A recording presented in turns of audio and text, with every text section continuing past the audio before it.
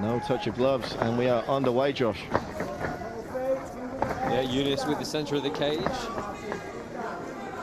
A little bit of a reach advantage perhaps for Prostko. They are actually the same height, but looks like he's got slightly longer limb length. Yeah, looking a little bit leaner and longer is Prostko, and so Younis carrying a lot of that 185 pounds in the thighs and shoulders. You know, he's built a reputation as a devastating hitter on the amateur circuit, so he's looking to bring that to the pros. Yeah, you could see perhaps a little bit of hesitation in the defense of Younis there, with almost the feint from, of Prostko, the feint from Younis got him covering up, and it's allowed him to close the distance here and get in against the cage. Yeah, looking to use that power there as Younis drags his man to the mat. Good stuff from the local fighter early on here. Really used that body lock well, just threw him across the thigh. A little bit bullish perhaps, but it got the job done. Now, sometimes brute force and ignorance does win the day. Yeah, he's got a good half guard position here on top. See that right arm is gluing itself along to the back with that underhook. That's going to help him maintain this position. He's just trying to go to work with short shots and short posting elbows. This is a good progression from him, keeping his opponent flat on his back. You see Prostko trying to fight to get up to his side. That's exactly what he needs to do, get his back firmly against that cage, try and post up out of this position. Oh, this is not where Prostko wants to be early in this first round. Not looking like he's got anything that can get him out from underneath. Younis here, Younis doing a good job of crushing his man between the mat and the cage.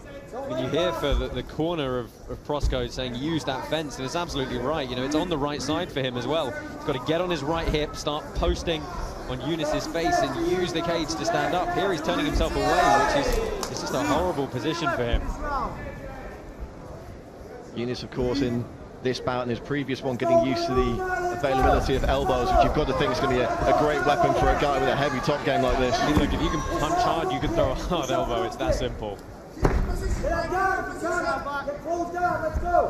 And certainly not looking out of his depth in terms of experience early on in this one is Younis.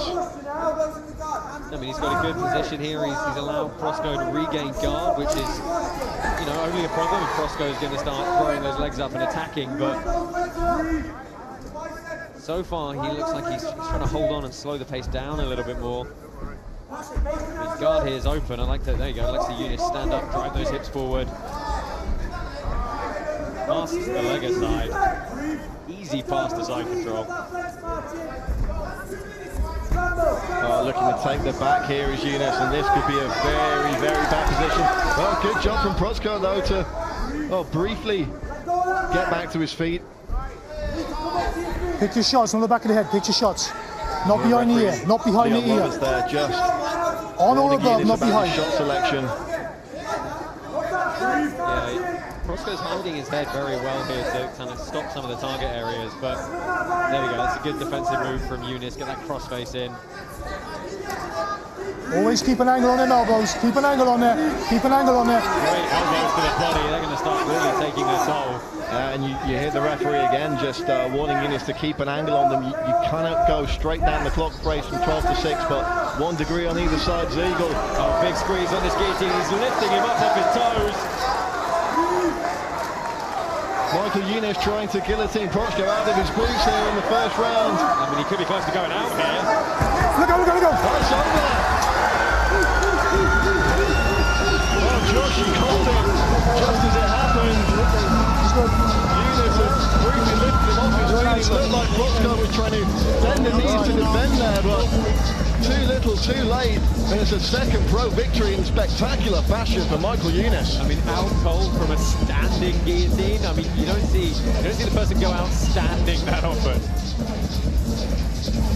Take a look back at the finish. Talk us through exactly what's happening here, Josh. He just gets a great angle on it. You can see his forearms right up under, and he's got him pressed up against the cage. It's allowing him to drive the hips in and really fold Prostko in half, and it's just allowing such an acute amount of pressure. You see he brings the left elbow high as well, almost turns it into a Marcellitine. And, you know, Prostko, he went out on his shield there.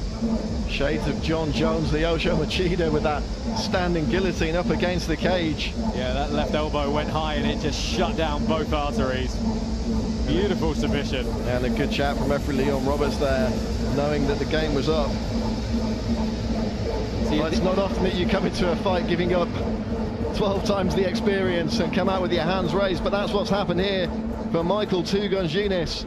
We'll throw it to our MC in the cage, Andy Friedlander, and he will make it official. Ladies and gentlemen, referee Leon Roberts calls a stop to this contest at 3 minutes and 58 seconds of round number 1, declaring the winner by technical submission via guillotine, Michael Two Guns Younis.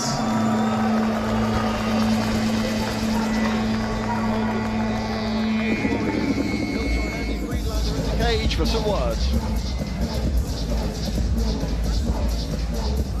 Michael Younis, we all know you have heavy hands when it comes to the striking, but today you got it done with a standing guillotine choke. Satisfaction?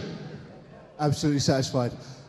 First thing, alhamdulillah, thank God that I got this victory. Listen, I couldn't do this without my team behind me. Renegade Jiu-Jitsu, Tom Breeze, Chu Kwong Man, Fabian Edwards, Leon Edwards, Yannick Bahati, Aidan Lee, all those guys, all savages. I train with them every single day. We train for every eventuality. People don't realise that I'm half decent on the ground, so I knock everyone out. I would say on the ground that was a standing guillotine, but I don't want to mess with you at this point. Just a quick one, really. You've started relatively late in your professional career. You've got an amateur record, of course, behind you. I believe 35 years old. You're 2-0 against an experienced guy. What kind of goals do you set yourself? I want to be a world champion. Why else would I be in this? If it's not to be a world champion, to be the best that you can be, then why are you doing it? Well, let's have a look at why and how you're doing it. Have a look up there. Talk us through exactly what's going on. You got him gripped. Did you feel that he had gone, or did you just keep squeezing until you heard the ref? I knew he'd gone, but I have to keep going until the ref says. I could feel when his body went limp, but you know, I've seen too many horror stories where guys let go, guys suddenly woke up and said I didn't tap. So I just got to do what I got to do as a professional fighter. Well, you got to fight as heart. You got to fight as grip, certainly. Congratulations tonight. We look forward to seeing you on another show. Thank you very much. Just want to thank all my sponsors, RG8, Rosie Sexton at Combat Sports Clinic. Listen, there's so many sponsors to mention. I can't remember. I'm still buzzing from the win right now. Thank you very much for everybody for all their help. My fans that are here today as well. I've travelled far and wide. Thank you. Ladies and gentlemen, Mr. Two Guns himself, Michael Younis.